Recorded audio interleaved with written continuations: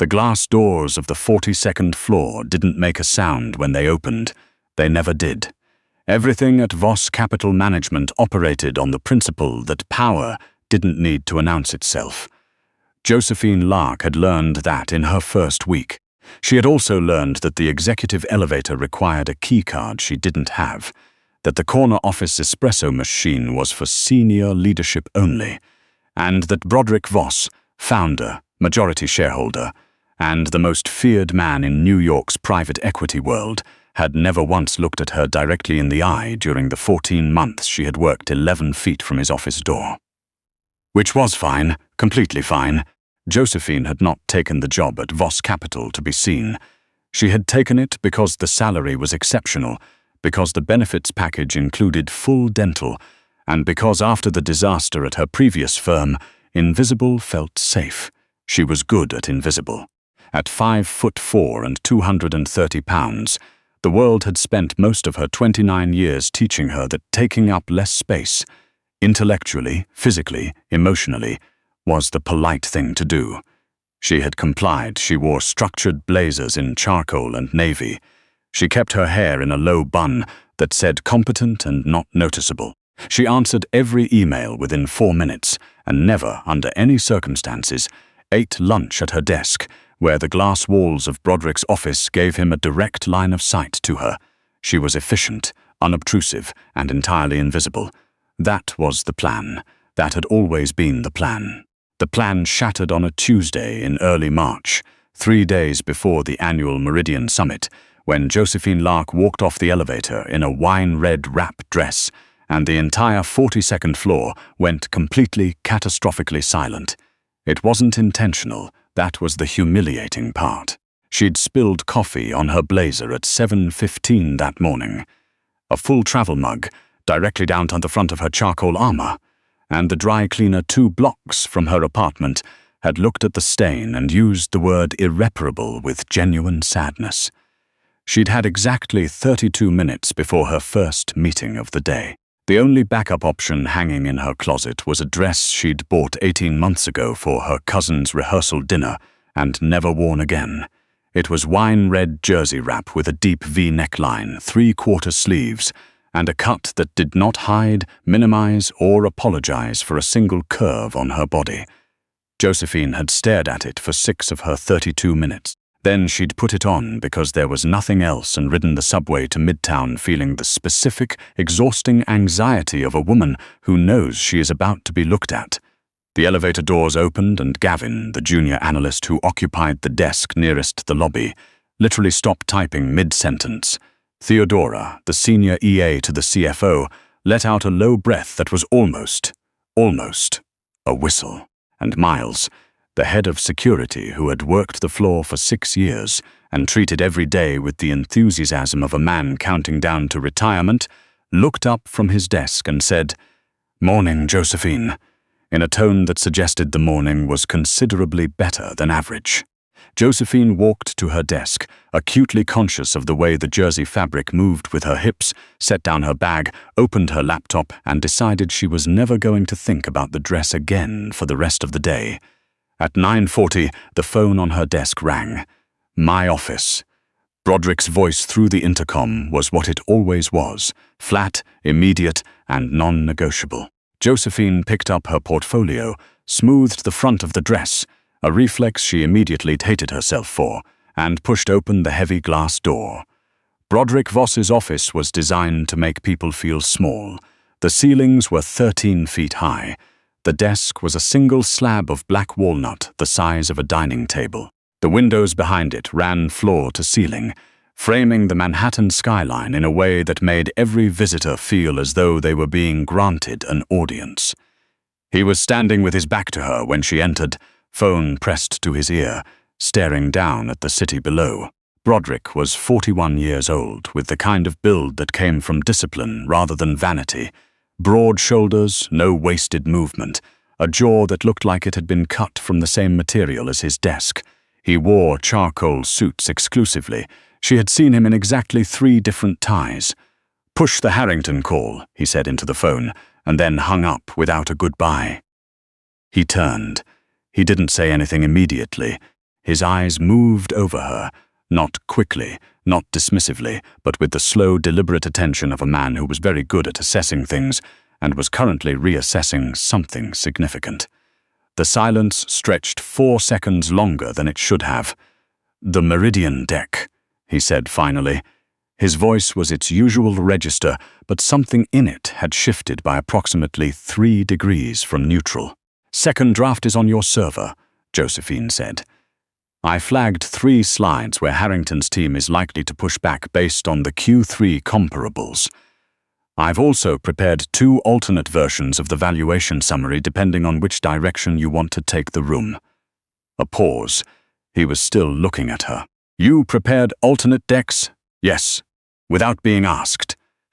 You have the Meridian Summit in 72 hours, and Harrington's fund pulled out of a similar deal in October when they didn't like the exit multiple framing. I thought the alternatives might be useful." Broderick Voss looked at Josephine Lark for a long, quiet moment. In 14 months, he had spoken to her perhaps 40 times, and every one of those conversations had been a transaction, a task issued, a task confirmed. She had existed in his peripheral vision the way well-functioning infrastructure existed, noticed only when it failed. He was noticing her now. "What are you wearing?" he asked. It wasn't a business question, and they both knew it. The heat that moved up the back of Josephine's neck was involuntary and deeply inconvenient. "I had a coffee incident this morning. That's not what I asked." She met his gaze because looking away felt like losing something. "A dress, I'm aware it's a dress." His voice had dropped into a register she hadn't heard in 14 months. "I'm asking why you've spent over a year in this office looking like you're trying to disappear, and today you walked in looking like—" He stopped. Something moved behind his eyes, a decision being made. It wasn't a question.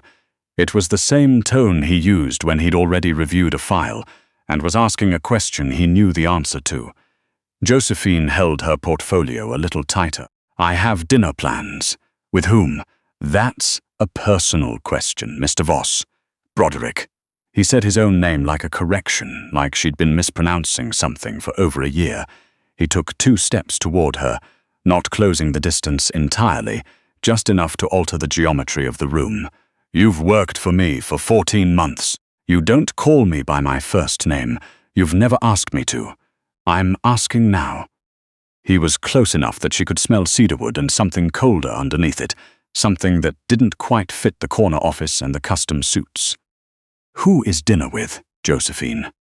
The sound of her name in his mouth, full name, no nickname, each syllable landing with intention, did something uncomfortable to her heart rate. "Someone I met at a conference. An economist. His name is Clark." Something happened to Broderick Voss's face. It was subtle, the jaw mostly, and a very slight narrowing around the eyes. But she had spent 14 months learning to read his micro-expressions as a professional necessity, and what she read now sent a contradictory, dizzying signal. "An economist. Yes, cancel it." She blinked. "I'm sorry. The Meridian prep is going to run through Thursday. I need you available." Josephine looked at him steadily. "The prep is done, Broderick. Both versions. I'll have the data room fully updated by end of day. There is no work reason for me to cancel my dinner plans." Another silence. Longer this time. His eyes moved over her face with the same careful attention he'd given the dress. And then he said something she didn't expect. "No, there isn't. A beat. Go to your dinner." She left his office with the specific, light-headed feeling of having survived something she hadn't fully understood. The restaurant was in the West Village, small and warm and smelling of garlic butter and red wine, and Clark Remington was exactly what he'd seemed like at the Stanford Macroeconomics Symposium 2 weeks earlier. Sandy-haired, pleasant, professionally accomplished, completely ordinary. The first 40 minutes were fine. He ordered a bottle of Burgundy she didn't ask for and talked about his research at the Federal Reserve, with the confidence of a man who had never once doubted that people wanted to hear him. Josephine smiled and asked follow-up questions and ate her bread and thought, "This is fine. This is a normal date with a normal person." Then the wine arrived and Clark leaned back in his chair and said, So Voss Capital. That's impressive. Broderick Voss doesn't hire many people who aren't already well connected. He hires people who are good at their jobs, Josephine said. Sure. Clark swirled his glass. What kind of access do you have to his deal flow? Like, are you involved in the Meridian portfolio review? Josephine set down her fork. The question was wrong. The phrasing was wrong. The casual lean in his posture was wrong. At the Stanford Symposium, she'd been introduced to Clark Remington by a colleague she trusted. At a panel on emerging market volatility, she had given him nothing but her name and the firm she worked for. There was no reason a Federal Reserve economist should know about the Meridian Summit, an internal Voss Capital portfolio review that had not been made public. "Where did you hear about Meridian?" she asked. He smiled. "Finance circles. It's a small world. It's a very small world," Josephine agreed. "And Meridian isn't a public event. It's an internal summit. The name hasn't been in any press." Clark's smile held, but his eyes shifted. "Just slightly, just enough. I must have misheard the name. I meant that you didn't mishear anything." Josephine folded her napkin and placed it on the table with the methodical calm of a woman whose blood had turned to ice water. "Who sent you?" For one beat, Clark Remington dropped the performance entirely. Something cold and calculating looked out at her from his pleasant, unremarkable face. Then the smile returned, but it was a different smile now, narrower, without warmth. "You're sharper than they told me you'd be. Who is they?" He reached into his jacket pocket and set a business card on the white linen. The card read Nexum Advisory Group in silver lettering, no address, no website. Josephine recognized the name the way you recognize the smell of smoke before you saw a fire. Nexum was a financial intelligence firm that operated in the territory between consulting and industrial espionage, a firm that 3 other private equity houses had quietly accused of data extraction before settling out of court to avoid the discovery process. "My client is interested in Voss Capital's position on 2 assets in the Meridian portfolio," Clark said, his voice dropping to a conversational murmur that wouldn't carry to adjacent tables. "Specifically, the risk assessment models. We know your firm uses a proprietary algorithm, built in-house, not licensed. We'd like the source code and the input variables." Josephine stared at him. "You'd be generously compensated," Clark continued, "enough to make the conversation worth the minor ethical inconvenience. A woman in your position," and here his gaze moved over her in the way she'd spent her professional life being looked at by men like him, dismissive, categorizing, pricing, "doesn't always have unlimited upward mobility. This would be a foundation. A woman in your position." She knew exactly what he meant. She'd heard the subtext clearly. A woman who looks like you, who came from where you came from, who has been sitting 11 feet from that corner office for 14 months without being invited inside it. She pushed her chair back from the table. "I need to make a call," she said, keeping her voice level and her face neutral with the discipline of a surgeon. "Of course," Clark said, relaxed again. Certain she was rattled. "Take your time." She walked to the back hallway near the restrooms, took out her phone, and called Broderick Voss's private cell number. He answered on the second ring. "There's a man at my dinner table from Nexum Advisory," she said quietly. "He's asking about the Meridian risk models, source code and input variables." He used the name Clark Remington, introduced himself as a Fed economist. He knew the summit name. 3 seconds of silence. "Don't go back to the table," Broderick said. His voice was very calm in the way that very dangerous things are calm. "Go to the bar. Order something. I'll be there in 12 minutes. "You don't need to." Josephine. The way he said her name stopped her. "Don't go back to that table." She went to the bar. She ordered a Negroni she had no intention of drinking and sat with her back to the wall and watched the restaurant's front door. He was there in 9 minutes. Broderick walked in without a coat despite the March cold, his charcoal jacket open, his eyes moving across the room before he'd fully cleared the threshold. He found her immediately. He crossed to the bar, sat on the stool beside her, close, shoulder almost touching, and for a moment he just looked at her face with the focused attention of a man cataloging damage. "Are you hurt?" No. Josephine almost laughed at the question. He was very polite about trying to bribe me. Which table? She indicated with a slight tilt of her head. Broderick looked once. He pulled out his phone, typed something with 2 thumbs and slid it back into his pocket. Then he turned back to her. "How did you know?" he asked. He knew the Meridian name. It hasn't been in any external communication. Broderick studied her. Most people would have assumed they'd misremembered what they'd told someone. I don't misremember what I tell people. No, he said slowly, as if this was a thing he was only now properly accounting for. I don't think you do. Across the restaurant, the front door opened again. 2 men in dark coats entered, spoke briefly with the maitre, and moved toward Clark Remington's Wentspill. Clark looked up. His pleasant face went still. He reached for his jacket. He didn't make it far. Broderick watched the scene with the detachment of someone observing a process he'd set in motion long before it began. He said nothing until Clark had been quietly escorted out, and then he turned back to Josephine. I owe you an apology, he said. She blinked. For what? For not knowing until tonight that the most important person in my firm was sitting 11 feet from my office door, and I had failed to notice. He picked up her untouched Negroni, examined it, set it back down. Nexum has been trying to access our risk infrastructure for 8 months. We've had cybersecurity firms, 2 internal audits, a full penetration test on the server architecture. None of them found a vector. His jaw tightened. A man at a dinner party found one in 30 seconds. Through you, he didn't find anything, Josephine said. He tried. He knew to try, which means someone told him you were accessible, which means someone in my world has been watching you and decided you were. He stopped. A liability, Josephine said flatly. A lonely, overlooked woman who might be persuaded.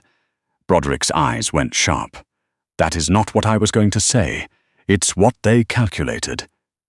Yes, his voice was quiet, and they were wrong. She looked at him. In 9 minutes. Without a coat, in the middle of a Tuesday evening, Broderick Voss had appeared in a West Village restaurant because she'd made a phone call. She didn't know what to do with that. It didn't fit any category she had for him. You should know, she said, because it felt necessary now that I've been doing more than scheduling your meetings for 14 months. He went still. The risk model that Nexum was asking about, Josephine said. I know about it because I've been running parallel validation on it since last April. Your head of quantitative analysis, Harmond, has a systematic error in the volatility weighting for assets with a market cap under 2 billion. It underestimates tail risk by approximately 12%. I flagged it internally through the anonymous compliance portal. Nobody acted on it. She kept her voice even and factual, the way she always delivered information she needed people to actually hear. So I corrected it myself, from the outside, and routed the updated parameters through the data room refresh I do every quarter. Your current risk model reflects my corrections. Broderick Voss was very, very still. I have a master's in financial mathematics from Cornell, Josephine continued. Before Voss Capital, I was a senior quant at Merrill's structured products desk. I left because a managing director claimed credit for a hedging strategy I built, and I couldn't prove otherwise without disclosing firm confidential methodology, so I took the settlement and left quietly. She looked at him. I took an executive assistant position at your firm because it paid well, because I wanted to be invisible for a while, and because the intellectual caliber of the work was still, quietly, better than most places I could have gone. The silence in the bar was different now. It had weight. Broderick stood up from the bar stool. He moved to stand in front of her, not crowding, not imposing, but occupying the space between her and the rest of the room with a deliberateness that was unmistakably protective. He looked down at her and there was nothing corporate in his face now, nothing managed or performative. You fixed my risk model, he said. Someone had to. From the outside, the compliance portal allows anonymous submissions. It's technically within policy. Something moved at the corner of his mouth. It wasn't quite a smile, it was more complicated than that, more like wonder wearing the clothing of seriousness. Josephine, yes, tell me why you're still answering my phones." She looked up at him steadily. Because, until 30 minutes ago, it wasn't the right moment to stop. By Thursday morning, everything had changed. Broderick arrived at the 42nd floor at 6:15, as he always did, and found Josephine already at the conference table in the main boardroom, with both versions of the Meridian deck pulled up on the screen, a legal pad filled with handwritten notes beside her, and a coffee, his, black, correct temperature, waiting at the head of the table. She had worn a structured plum blazer and wide-leg trousers, a concession in the direction of armor. He noticed, and said nothing, which meant he noticed.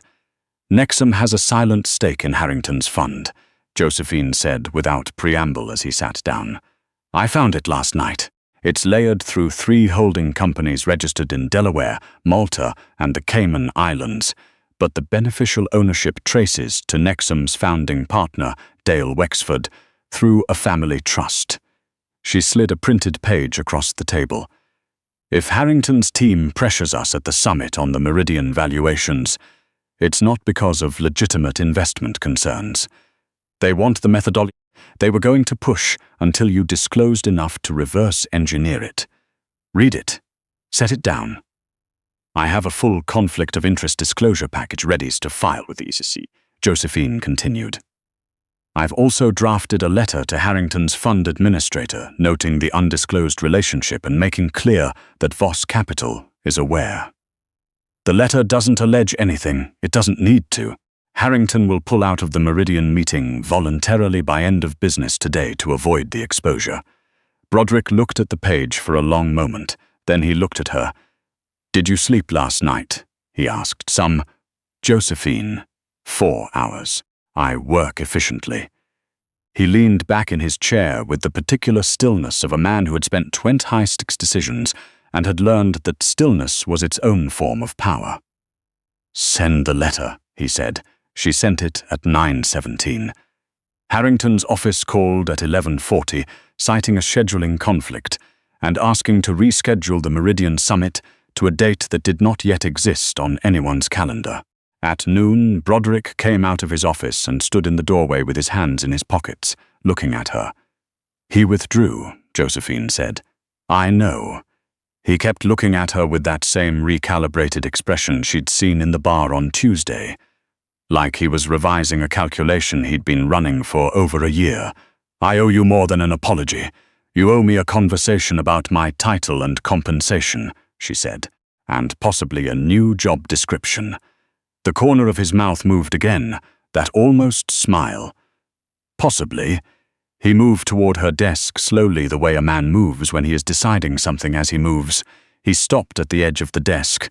The woman they tried to use on Tuesday, the woman they looked at and thought she can be turned, she's overlooked, she's vulnerable. His jaw tightened. "I want you to understand that the failure there was mine, not yours." Josephine held his gaze. "I know whose failure it was. You shouldn't have had to be invisible here. I chose invisible," she said evenly. "I was good at it. You were wasted at it." He reached out and set his hand lightly on the edge of her desk. Just the edge, not a gesture toward her, but in her direction. A thing she had learned to read as the closest Broderick Voss got to reaching. "The Meridian Summit is still running on Friday. I want you in the room, not as support staff, at the table." The thing that moved through her was not triumph. It was something quieter and more complicated. The specific feeling of a door opening that you'd convinced yourself was a wall. "As what?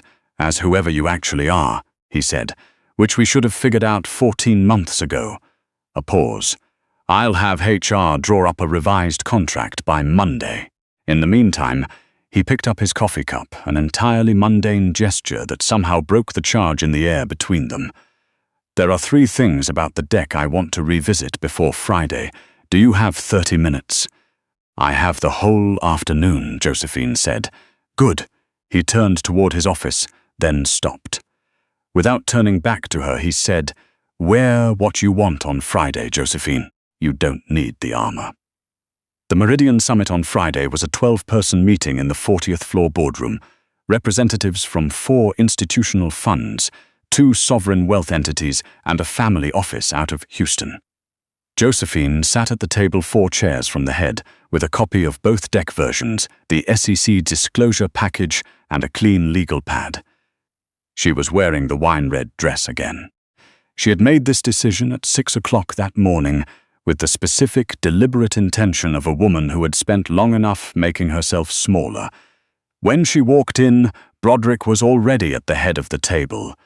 He looked up when she entered. His expression did not change. It didn't need to. She'd learned to read the 3 degrees. The meeting ran 4 hours. 40 minutes in, the representative from the Houston family office asked a pointed question about the volatility weighting in the risk model, the exact error Josephine had corrected, the one Nexum had been trying to extract. She answered it directly. With methodology, the room went quiet in the way rooms go quiet when someone has just demonstrated that they know more than everyone expected. Broderick said nothing. He didn't need to. He poured her a glass of water from the pitcher at the center of the table and pushed it toward her. A gesture so quiet and domestic in the middle of a high-stakes financial meeting that Theodora, sitting against the wall in a support capacity, made a small involuntary sound. The deal was restructured, not dismantled, on terms that were materially better for Voss Capital than the original frame. When the last handshake was finished and the room began to empty, Broderick remained at the table, stacking papers with the methodical energy of a man not quite ready to release the day. Josephine gathered her notes. She was almost to the door when he said. Josephine turned. He was still at the table, standing now, jacket off, sleeves rolled to the elbow. He looked, for the first time in 14 months, like a person rather than a function. "I need to ask you something." "All right, that you called me. Before Nexum. Before all of it." He picked up his pen, set it down. "When you walked into my office in that dress, I said things. You asked who my dinner was with. I behaved like a man with a claim he hadn't declared." His eyes were steady and direct on her face. "I'd like to declare it. Properly. If that's something you'd—" He stopped. Something in his face that was not uncertainty but was the shape of it. "I'm not good at this. You're spectacularly good at most things," Josephine said. "This is clearly the exception." The smile arrived fully this time. Not a corner, not an almost, but an actual complete human smile on the face of Broderick Voss, and it was devastating in the way that unexpected things are devastating, arriving without warning and rearranging everything. "Dinner," he said. "Tonight. Somewhere without Federal Reserve economists. Somewhere you'll tell me who was really watching me for 8 months while Nexum was building their approach," Josephine said. "Because there's an internal source, and you know it, and you haven't said so." He blinked. "I have 4 candidates," she said. "I've been building the evidence matrix since Wednesday night.